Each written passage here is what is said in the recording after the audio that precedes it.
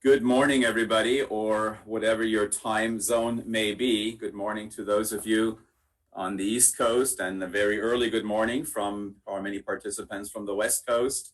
A little bit more civilized timing for Europe, and I know we have some participants also from Japan, Australia, New Zealand, Singapore, and other places. This is a very international meeting. Welcome to the Cancer and Evolution Symposium, which was supposed to be here in Boston, Massachusetts, but due to COVID, it is all online. I do assure you, however, that we have absolutely beautiful foliage as I drove to work this morning. It is stunning this year. Take my word for it for now. So my name is Frank Laukien. I have a number of interests and relationships to evolution and cancer. I'm the author of a book manuscript that's called Natural Evolution 4.0, about feedback-driven and actively accelerated organismal biological evolution that also touches upon cancer. And I've also had the honor of working on the oncology think tank with Azra Raza, and then the Harvard Origins of Life initiative with Dimitar Sasalov. I'm also the CEO of Bruker Corporation, but this event is not related to Bruker Corporation in any way. So I'd like to welcome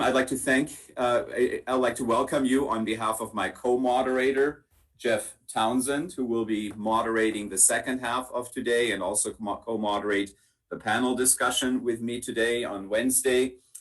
Jeff is online. He is, of course, has done a similar workshop about a year ago at the Yale School of Public Health.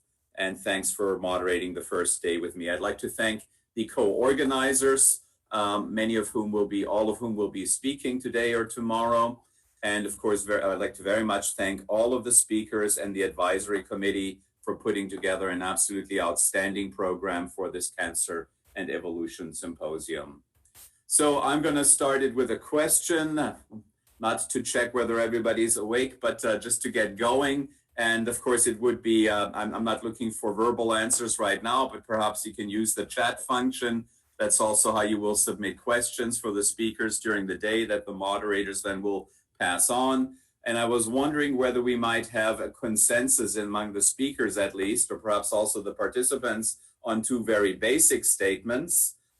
Namely that the insight that cancer is inherently a real-time evolutionary or quasi-evolutionary phenomenon has not yet entered the mainstream of oncology. Do you agree or disagree with that statement? And then, of course, the second statement is would you agree with that cancers are fundamentally characterized by the parallel evolution of heterogeneous multiclonal cancer cell quasi-species, that was quite a mouthful, in interacting, of course, with the dynamic host, tumor microenvironment, and immune system. I'd like to remind all of us that the reason that we're really here, and I'm sure Azra will drive that point home in her opening presentation, our overarching goal is to contribute to progress, not only conceptual and research progress, but hopefully over time and indirectly, at least, we can contribute to sustainable, really meaningful and major improvements in progression-free survival and outcomes for individual cancer patients, but also perhaps begin to reduce and mitigate preventable cancer risks and cancer incidence at a population health level. A little bit on organization and logistics. Please adhere to the schedule and your speaking time slot very precisely, literally to the second. This is essential for an online symposium. Any questions you may have, please submit them via the Zoom chat, which will be addressed by the moderators and then the speakers as time permits. The symposium will be recorded. All talks will be posted to a YouTube channel at the end of each day, where they can be accessed via our cancerevolution.org website. And if you do not wish for your talk to be posted, please let us know. Please send an email to Diane. We are encouraging the speakers and the participants to be actively engaged for all 3 half days, simply because we think that the interactions during the talks and panel discussions will make this symposium much more than the sum of all presentations. We will all strive for constructive debate, even where we have different scientific opinions. We will try to reach consensus where possible, in order to gain new insights in how to reprioritize cancer research, prevention, early screening, diagnostics, and risk stratification, and of course, crucially, also for therapy improvements where possible. Finally, I'd like to point out that in the 2-week period after the symposium, in the last 2 weeks of October, selected speakers have scheduled voluntary Q&A sessions, extended Q&A sessions for those interested participants, and all times and login details are available on our CNE Symposium, Cancer and Evolution Symposium website. We will publish the graphical reviews of the symposium and panel discussions in a special issue of the Progress of Biophysics and Molecular Biology. The submission deadline is November 30th. Graphical reviews are extended abstracts with explanatory figures. So if you've submitted a presentation, you should be almost done.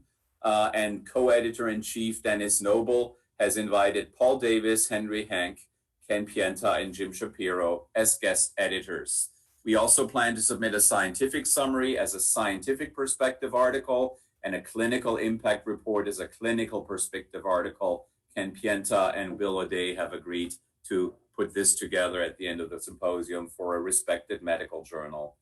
A number of people from the press, the scientific press, wanted to attend but could not spare 3 half days. So we will issue a summary post-symposium scientific press release to interested science and medicine journalists and writers.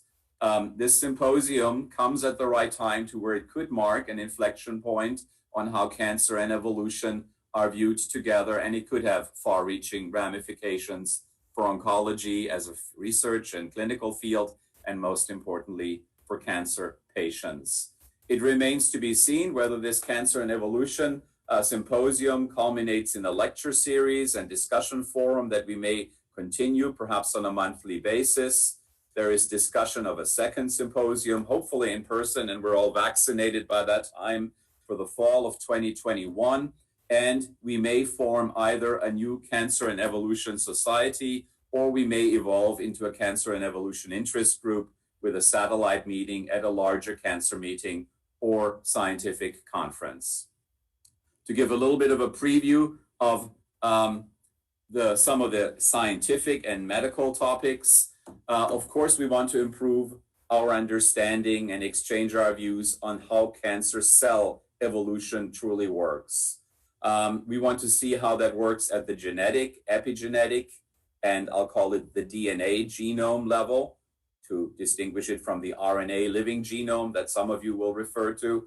And of course, giants in the field like Bob Weinberg and others who've laid the foundation for somatic mutation theory, will discuss founder and driver passenger mutations in oncogenes and tumor suppressors. We will also hear about much more dramatic DNA insertions and rewrites via reverse transcription, viral or exosome vectors for major alterations in gene and DNA regulation. As we've seen in recent early detection studies, there is, among cancer cells, certainly as they proliferate, there is essentially heritable epigenetics, i.e., for instance, methylation markers.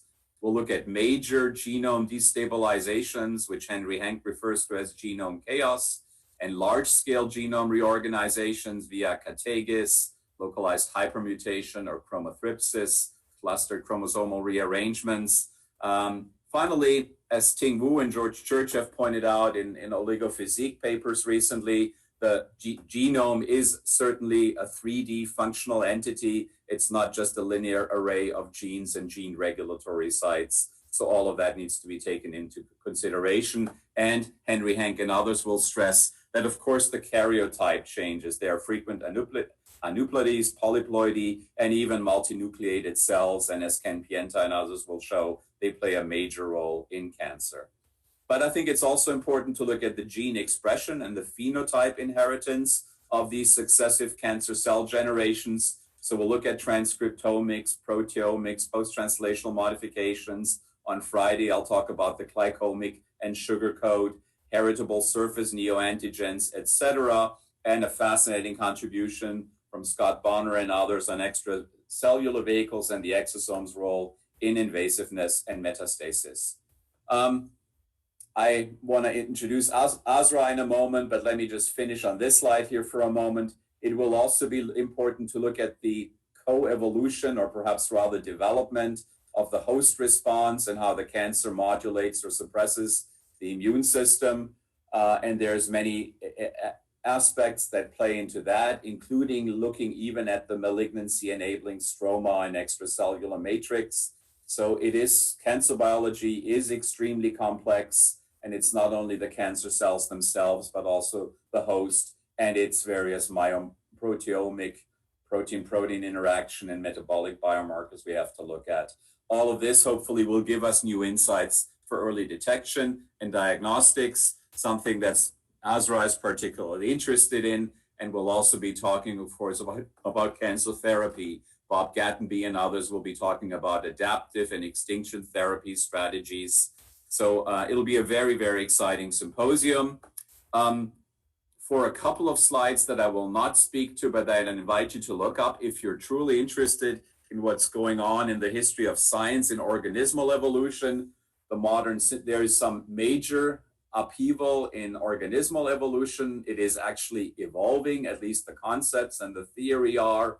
There are many reasons why the modern synthesis at a minimum is incomplete, perhaps even inaccurate. These are listed here, and many of the authors that have contributed to the new extended framework of organismal evolution, some of them are present at the symposium, others you can look up on the page that will be posted tonight.